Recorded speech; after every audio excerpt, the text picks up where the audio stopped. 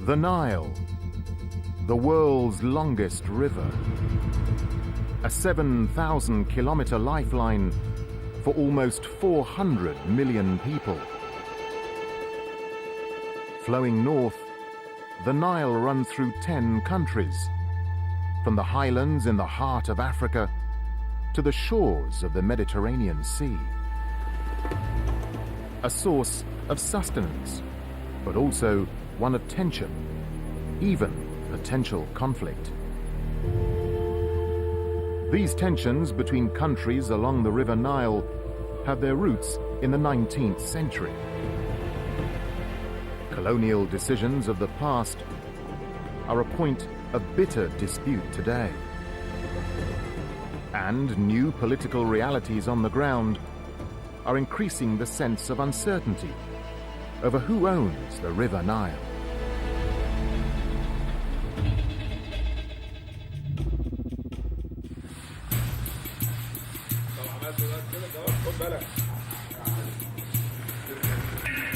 In September 2005, a team of explorers set off on a unique journey up the Nile River.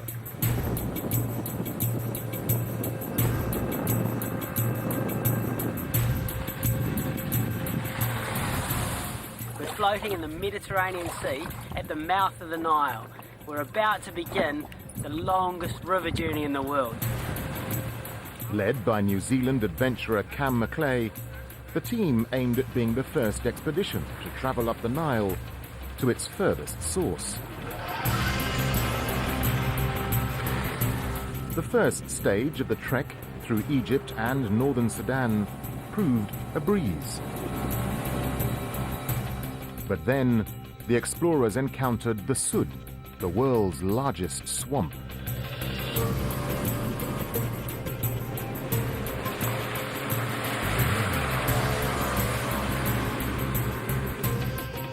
And in southern Sudan, it goes into this massive swamp area that's 1,000 kilometres long and 300 kilometres wide. There's no hills, there's no trees, there's just bird life and water. It's absolutely incredible. The Sud means obstacle in Arabic, and it has proved just that. A labyrinth of waterways that has hindered past expeditions up the Nile. Macleay's team managed to navigate their way out of the swamp. After 90 days of travel, overcoming tremendous obstacles, they eventually arrived in Rwanda. At a tiny spring which they determined to be the southernmost source of the Nile. Yeah, thank you.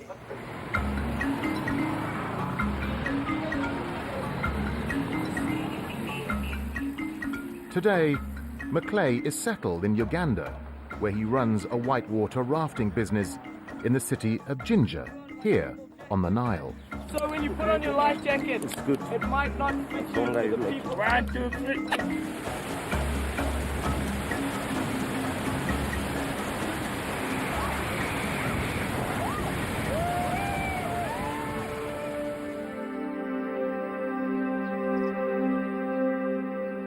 Just a few kilometers away from Macleay's business stands this obelisk, a monument to a past Nile adventurer, John Hanning Speke.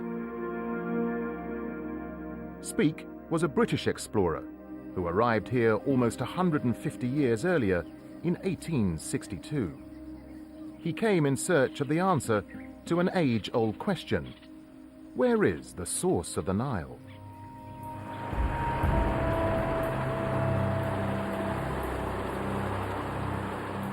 The Royal Geographical Society in London was established in 1830. It houses the maps, navigation tools, and personal belongings of famous explorers from the 19th century. Men who were in the grip of a romantic obsession to discover the source of the Nile.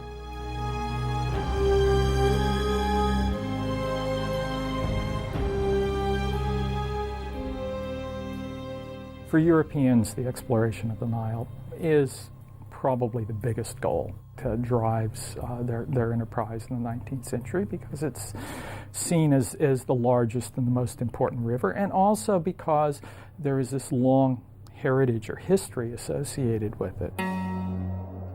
Rather than trying to cross the Sud area in southern Sudan, explorers in the mid-1800s chose another passage via the island of Zanzibar.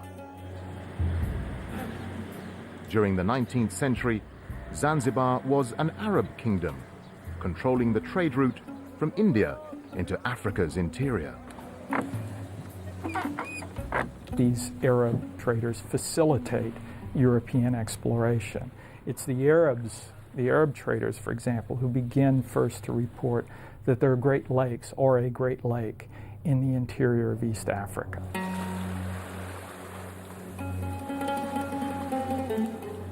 Based on this information, the Royal Geographical Society sponsored expeditions into the heart of Africa.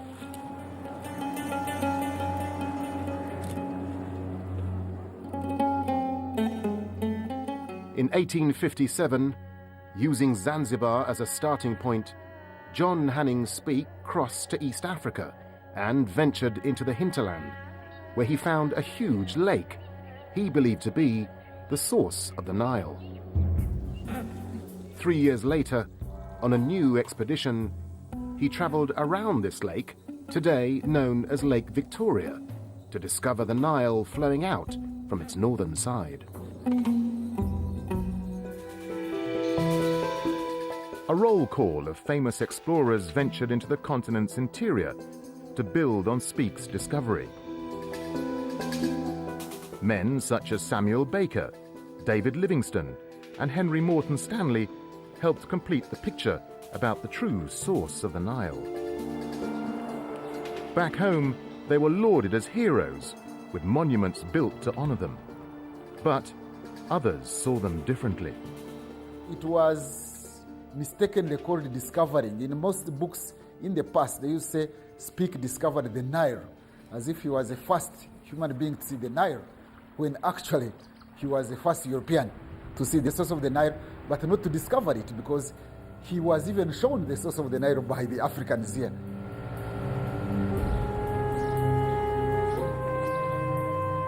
The Royal Geographical Society helped push the boundaries of exploration and empire. But this age of exploration is seen by many as a precursor of colonization.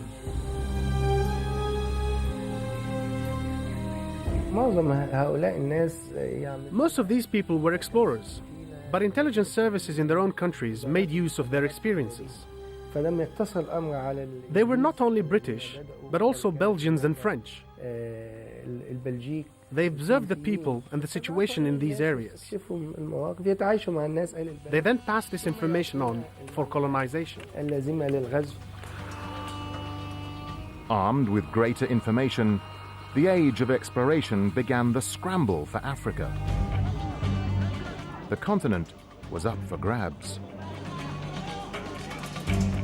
To divide the spoils, European nations convened at the Berlin Conference in 1884, where they sliced up the African continent into spheres of influence.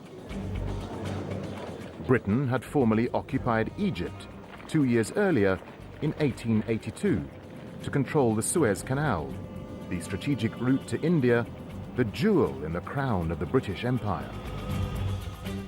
In Berlin, it was decided the Nile Basin region would fall under British rule. When the British took control of Egypt in 1882, they very soon realized that they had become rulers of a society that were totally dependent upon the Nile.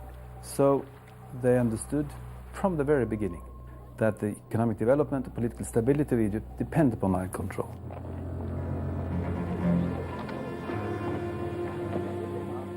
To assert control upstream, the British established what it called the East Africa Protectorate in 1895, comprising what is today Kenya and Uganda. Their next step was Sudan, a territory ruled by Egypt since 1820. With their domination in Egypt, the British persuaded the Egyptians to sign an agreement in January 1899 allowing for joint rule over Sudan. In reality, joint rule was a fig leaf for British command. Here in the presidential palace in Khartoum, to this day, a museum houses portraits of former governors of Sudan. The paintings are testament to a time of British dominion. The British mastered the art of ruling Sudan. They completely sidelined the Egyptians. The Governor-General was British, the commander of the army was British, and so were all the high-ranking officials in the administration.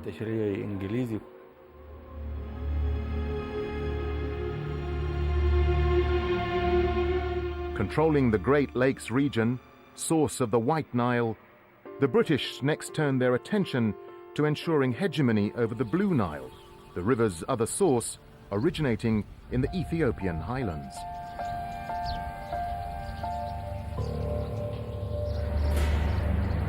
In May 1902, the British signed an agreement with Emperor Menelik II of Ethiopia, in which he promised not to build any dam that might affect the flow of the Blue Nile to Egypt. Feeling they had secured the full length of the Nile, Britain's decision-makers in London began to put in place the next phase of their master plan, economic gain. From quite early on, the British also decided to transform Egypt into a cotton farm for the textile industry, so Lancashire in England. British reliance on Egyptian cotton began to increase.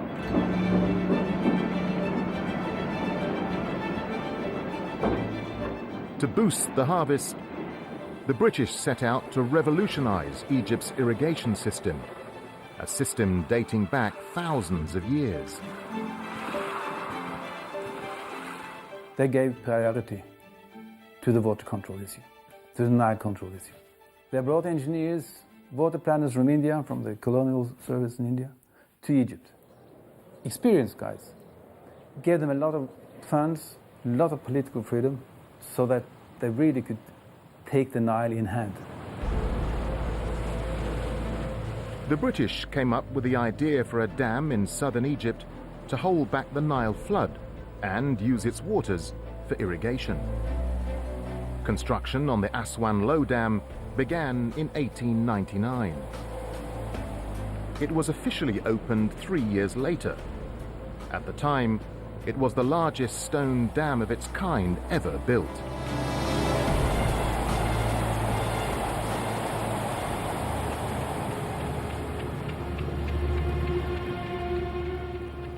Britain wanted to ensure the full flow of the Nile reached Egypt to maximize cotton production.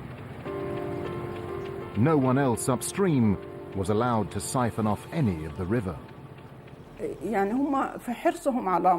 Strict orders were laid down regarding the use of the Nile water because the British were concerned about Egypt. For example, they banned Sudanese farmers from using water pumps unless they obtained permission from the Egyptian Irrigation Authority.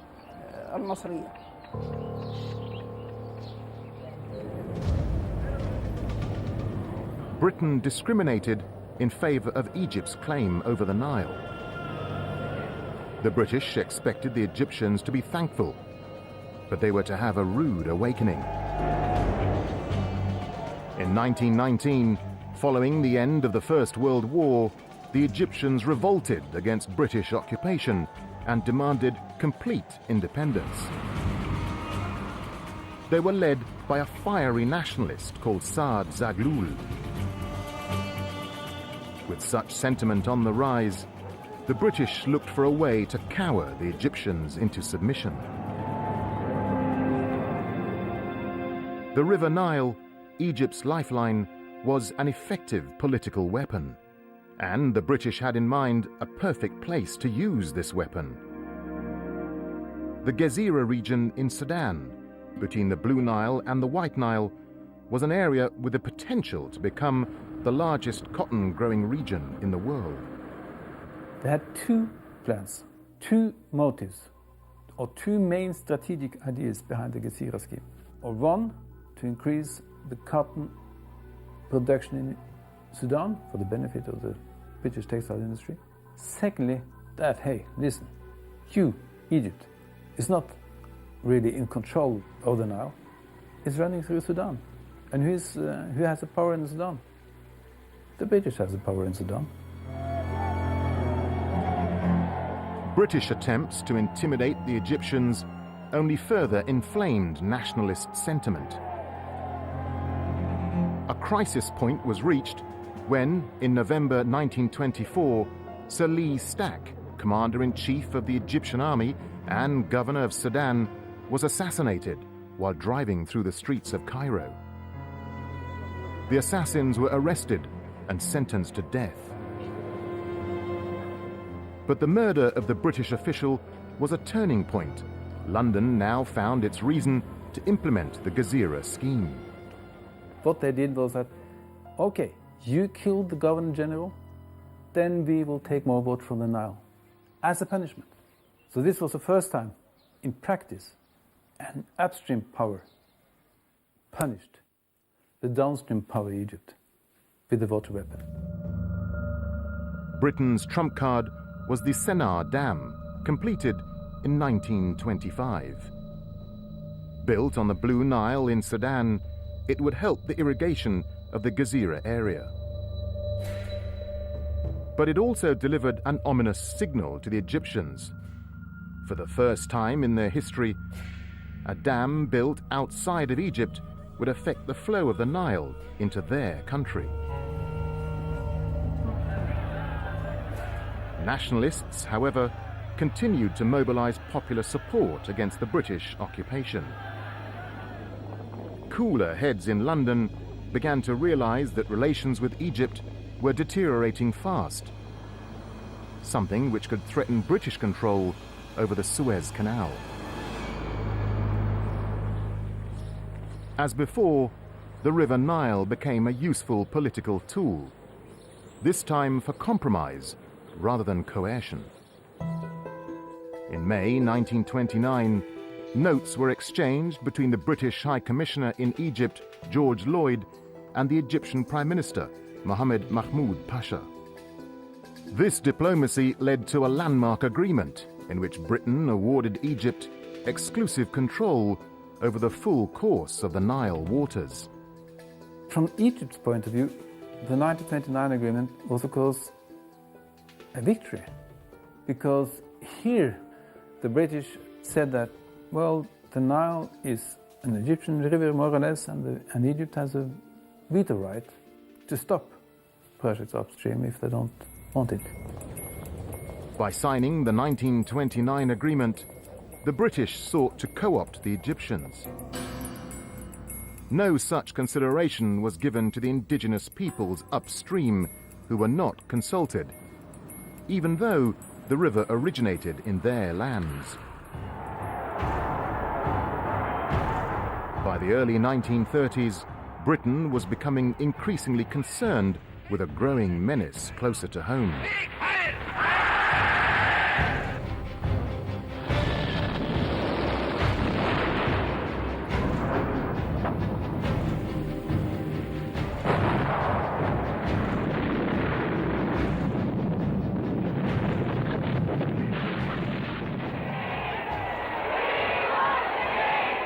At the end of World War II in 1945, Britain was no longer the mighty empire that could claim control over large parts of the world, such as the Nile Basin.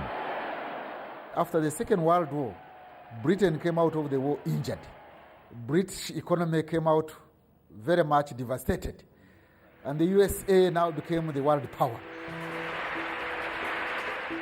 The United States stepped forward to assert itself more boldly on the world stage in places formerly controlled by the old empires.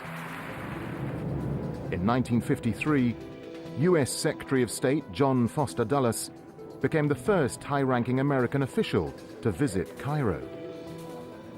Dulles offered financial support for the construction of a massive new dam on the Nile in southern Egypt. But 3 years later, the offer was withdrawn.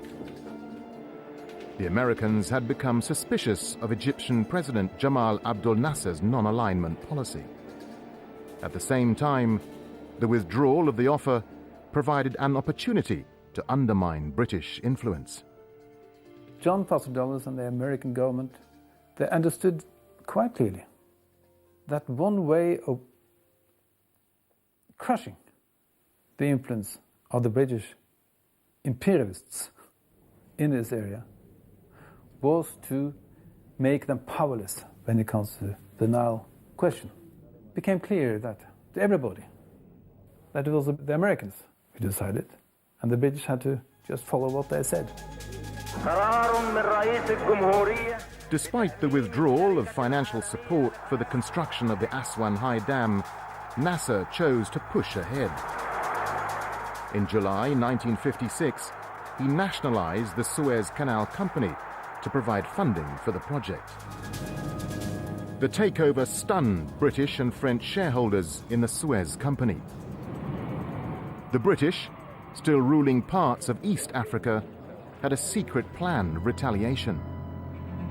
The plan would involve using the Owen Falls Dam in Uganda to cut off the flow of the Nile upstream in an attempt to force Nasser to give up the Suez Canal.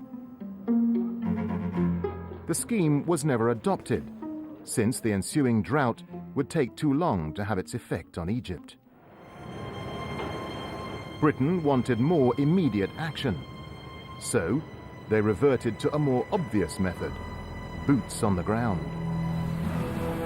In 1956, Britain and France, with Israeli collusion, invaded Egypt in a bid to seize back the canal.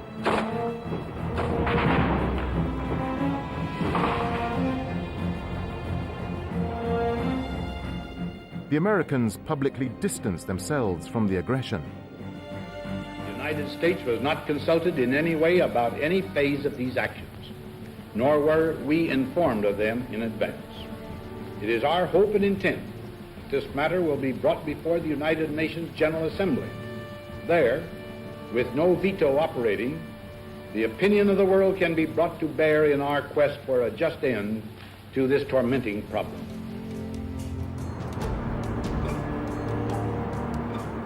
The United Nations declared a ceasefire. The Suez Crisis ended with a humiliating withdrawal of the invasion forces from Egypt. It was to prove a seminal moment in modern history.